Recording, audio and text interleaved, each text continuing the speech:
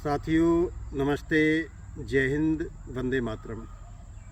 मेरे साथियों, दिल्ली में 25 मई को चुनाव हैं, जिसमें सभी पार्टियां अपना पूरा ताकत लगा रही हैं, पूरी ताकत के साथ उसमें मैदान में हैं।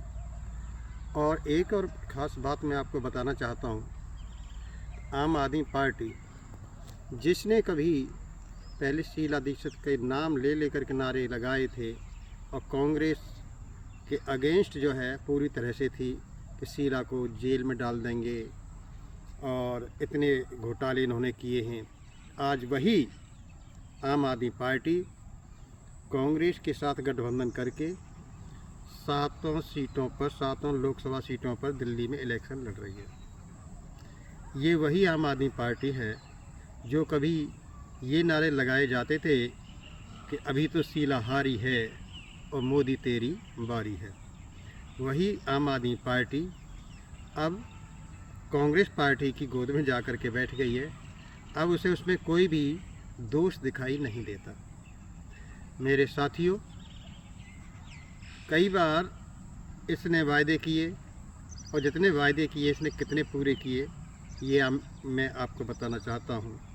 और ये कि फ्री की चीज़ें सारी अच्छी नहीं होती और हमें कहीं ना कहीं उनकी कीमत चुकानी पड़ती है। अब इसने फ्री का दिया आपको 1 बोतल के साथ 1 बोतल फ्री, जो पूरे देश में कहीं नहीं हुआ। इसने फ्री में और भी बहुत सी चीज़ें दी, जैसे कि कुछ साल पहले जमुना पार में जो दंगे हुए थे, वहाँ पर कोई भी किसी भी कैमरे में वहाँ का वो नहीं आई दंगा करते हुए। पता नहीं इतने कैमरे लगवाए, पता नहीं वो कैमरे कौन सी क्वालिटी के थे। इन्होंने जो ये कहा कि हम बसों में महिलाओं को यात्रा फ्री कराएंगे, तो कुछ भी फ्री नहीं है। अब मैं आपका ध्यान आकृष्ट करना चाहता हूँ, याद दिलाना चाहता हूँ कि जो टैक्सी या जो टेम्पो या जो ट्रांसपोर्ट सेवा से जुड़े हुए लोग हैं, वो इस बात को जानते हैं कि जो पहले कुछ चीज़ें बहुत ना के बराबर पैसों में मिलती थी या कुछ सर्टिफिकेट लिए जाते थे गाड़ी को पास कराने के समय पर, जैसे कि स्पीड का प्रमाण पत्र जो कि शोरूम से मिलता था, गाड़ी के डीलर से मिलता था, वो पहले फ्री में मिलता था। अब वही सर्टिफिकेट जब आप गाड़ी को पास कराने के लिए जाओगे तो उसको आपको 2000 रुपये देने पड़ेंगे, जो फिटनेस के टाइम पर आपको वहाँ पेश करना पड़ेगा कि हाँ गाड़ी की स्पीड 80 से ज़्यादा नहीं है।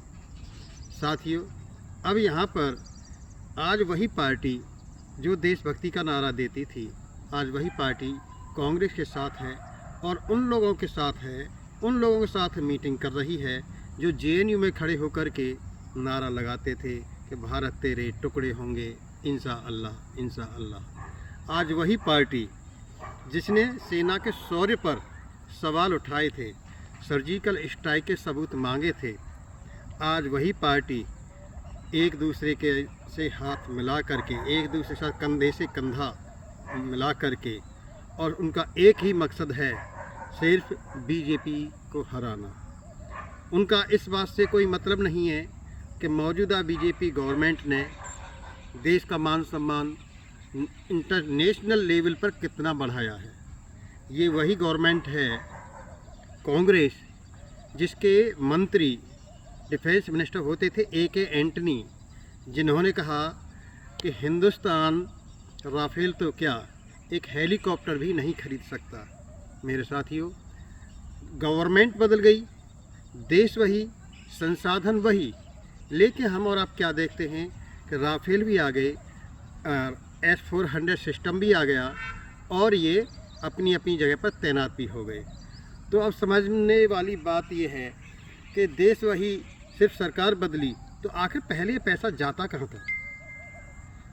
आज ये बदलते हुए उसमें देखिए दौर में जम्मू कश्मीर में टूरिज़्म बढ़ा है, वहाँ पर इन्वेस्ट किया जा रहा है और वहाँ पर जो पहले जो पत्थर मारे जाते थे हमारे जवान को, आज कोई वहाँ पर पत्थर नहीं मार सकता। पहले पूछा जाता था कि बीजेपी के लोग ये तो कहेंगे मंदिर ज़रूर बनाएंगे मगर तारीख नहीं बताएंगे। तो साथियों, मंदिर भी बनाया, उसका उद्घाटन भी हुआ और 370 भी हटाई, 35A भी हटाई, 3 तलाक भी जो है उन्होंने ख़त्म किया, और भी बहुत सारी उन्होंने ऐसी समस्याओं को बदल दिया, ख़त्म कर दिया कि जिसकी बहुत दिनों से, लंबे समय से मांग थी। तो मेरे साथियों, अब जो है आपको फैसला खुद करना है कि इस समय देश जो है 2 तरह के हिस्सों में बटा हुआ है।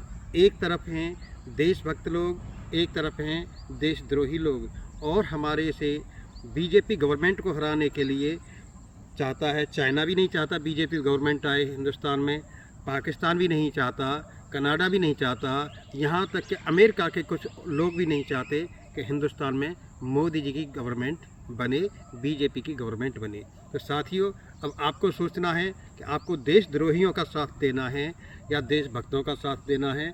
जब आप मतदान करने के लिए जाएं तो अपने ज़मीर की आवाज़ सुनें, अपनी ईमानदारी से वोट करें। यही मेरा आप सभी से निवेदन है, और मतदान करने के लिए अवश्य जाएं। धन्यवाद।